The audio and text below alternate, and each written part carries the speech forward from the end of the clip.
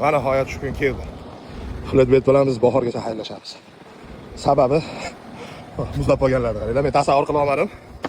Unaqa narsa bilan qishda ishlashdi. Qaranglar. Muzlab qolgan. Даже hozir narsalarni ko'p moddali tarplarni tashlab ketyapman. Men yo'lda tepasida shu tarp ham. Qolgani birinchidan joyim ham yo'q qo'ygani. Lekin sovuqda o'sha qiyin ham kelmayapti. Tasavvur qilib ko'rdim men. Men hech narsaga shunchalik soqatdim agar bunda hozir ishlaydigan bo'lsam, qanchalarni qo'lar. Onqadar tepalargacha muzlab qo'ygan.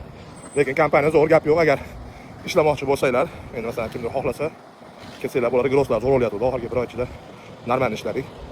Oxirgi hafta men 13900 bilan yopganman. 4000 mayl yurib. Kompaniya zo'r, faqat sovuqlik hisobiga men to'g'risini aql olmadim. Men hozir o'zimning eski kompaniyamga kirganman, Fred United. Oldin bu Lamar bo'lgan, keyin Fred United ketgan. Endi Amazonchilar sizlar bilan qalban birgamiz deydi-yu. Qorda qaranglar, Illinois, Chicagoda. Sog' bo'lasizlar deydi-yu. Yo'llarda endi ko'rishamiz Amazonlarda.